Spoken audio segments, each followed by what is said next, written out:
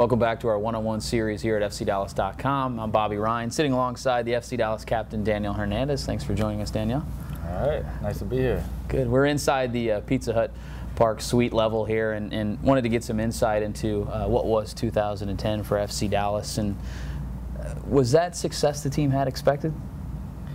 I think in our eyes it was. Obviously through the media it wasn't expected. Especially a couple of particular media guys never expected us to make it to the championship. But I think we were pretty confident the way we finished out 09 season that we had a great team and that we were hoping to have a successful season last year. So we expected it. Obviously you never know what's going to happen in the playoffs. You know, anything can happen in the playoffs. And I just think we played to our ability, to our capacity in the playoffs. Came up a little short, you know, which we were a little bummed about, but you know, it's part of soccer, things that happen. But I think for the most part, I think we played at the level that we should have been playing at, and we knew we could play at. Looking back on this playoffs, let's talk about, now I notice it, you're running with a little bit of a limp, you've got some injury, you're playing through it. Walk us through what that was like for you. It was pretty miserable. You know, I mean, I think the success helped, you know, kind of take away a little bit of the pain, but it was pretty miserable.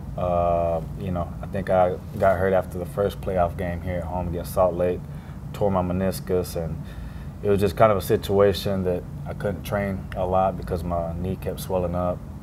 Kept having to get my knee drained every week before the game. So it was just, it wasn't a fun time for me.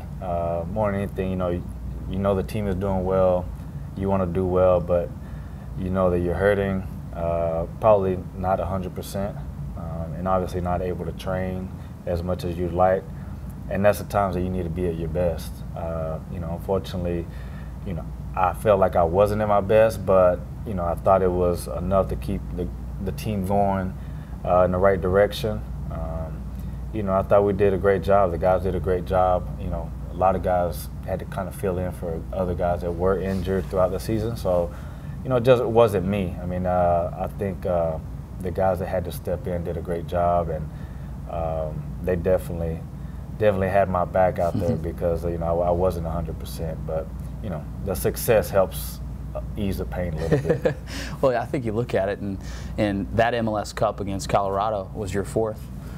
It's a little extra motivator to try and capture that title, wasn't it? Yeah, well, I mean, you know, even though I was hurt and, you know, it wasn't a fun time for me, honestly, but I think as much as I care for this team, this club, how much I care for the guys out there on the field, my teammates, you know, I knew I had to push and keep pushing and try to give it everything I had until we got to that championship. Fortunately, we were able to get there. And I think we deserved to be there. I thought we were probably the better teams. Obviously, you don't always have the best team in the championship, but I think we were one of the better teams throughout the league, the style of play, soccer that we play. But, you know, it was just one of the things. I've been there before the championship, have not won an MLS Cup. This is going to be my fourth time. I had the confidence in our team that we could finally pull it off this time. And obviously making history for the club and getting to the championship for the first time was huge.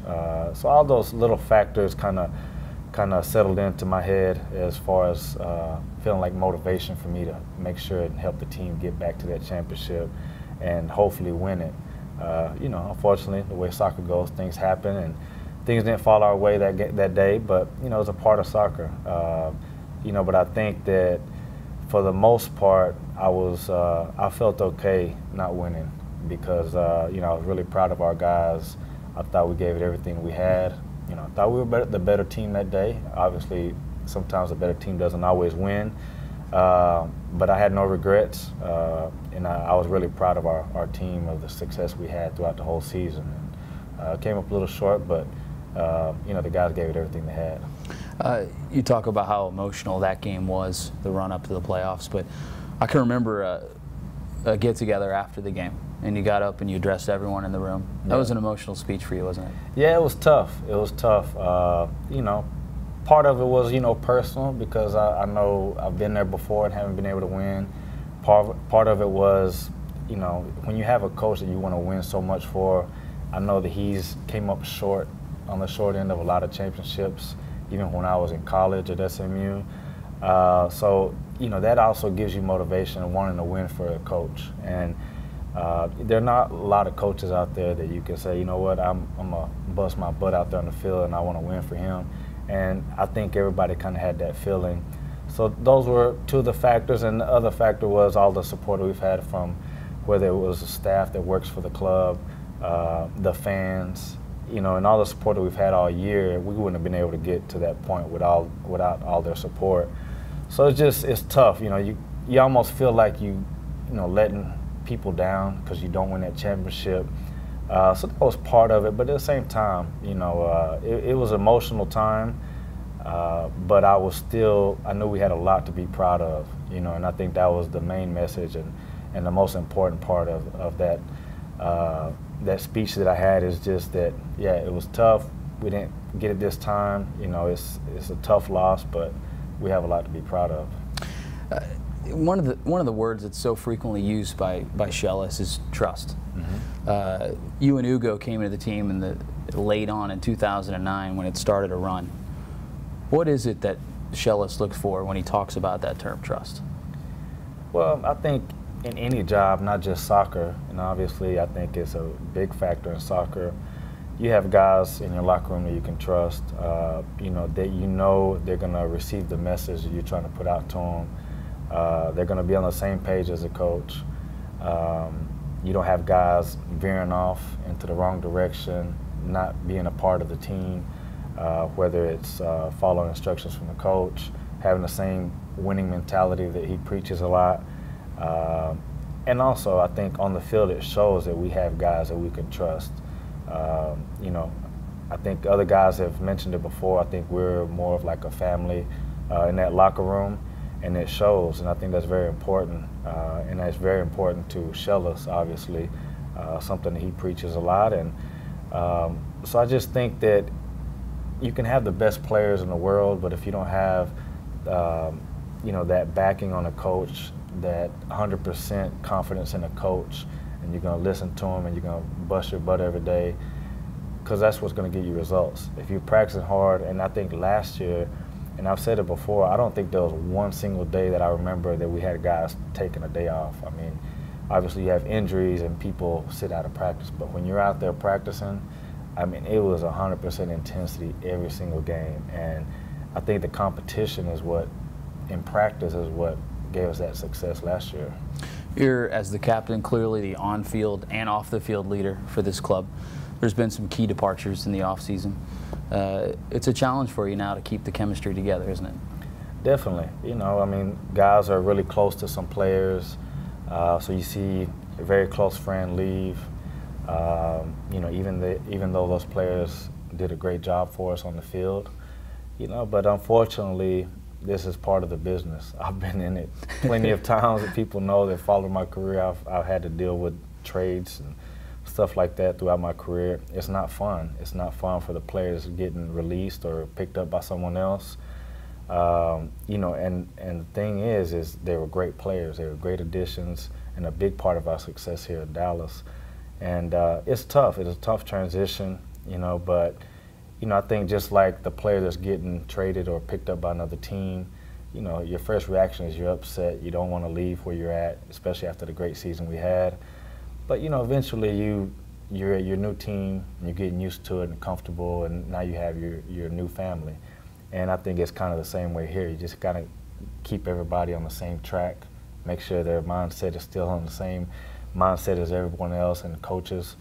And I think they've responded pretty well. I mean, obviously we had Heath that left just a couple of days ago to Chivas USA, and he's a great player, national team player, played internationally, you know, a great leader. And it's just one of the things, you know, that happens in the business, unfortunately. You know, we think we have enough players that we're going to be able to respond and continue the success of this team. And hopefully the decisions that the club is making, whatever that may be, hopefully it's going to help us in the long run. When you look at it, for the first time, and I believe in this club's history now, there's an expectation of success. Do you guys carry the same? I think so. I think so. I mean, you know, we'd rather be in this position than, you know, having a bad season and we got to make the playoffs this year, you know, or we have to win games, you know. So I think it's good to have that expectation. We expect it in ourselves. I mean, nobody wants to lose one single, you know, preseason game, you know, much less lose games throughout the season or not make the playoffs. So I think as players, I mean, you want to be successful and have a successful team. Things are all fine and great when you're winning. You know, it's always drama or stuff not going your way when you're not winning. You know, it's not fun. So we want to be successful. I think we have the right pieces, you know, in the locker room, obviously with the coaching staff, and it's not only on the field. I see it, you know, even in the offices. You know, I mean, I think from the president and the owners, I think they've done a great job in bringing in the right people, the right staff, the coaching staff, the players. I think it's just all coming together as being one of the top clubs in the league. Not just what you see on the field, but everything off the field is what makes everything happen on the field for us. You know, looking behind us here, you see some of the stories that are told and some of the legacy that is FC Dallas today. This season, entering 2011, this is part of that for you, isn't it? Oh, definitely, definitely. You know, I think last year was obviously a huge year for the whole club, making history, making it to the MLS Cup for the first time. And, you know, we want to be a part of that history. We want to be a part of that history. I think we made history last year. But I think for us, now we want to take it a step further and win that championship. And obviously on a personal note, you know, I really care, you know, deeply about this club for what it means, what it stands for. Obviously me being from this area. So it just means that much more to me to make sure things are going in the right direction. And hopefully we'll be able to add another picture up there, you know, come the end of the year with a championship this time. There you go. Daniel, thanks so much for joining us. All right, thank you. All right, I'll let you get back. I know you got another training session today. That's right. So make sure you keep coming back for our one-on-one interviews here on FCDallas.com.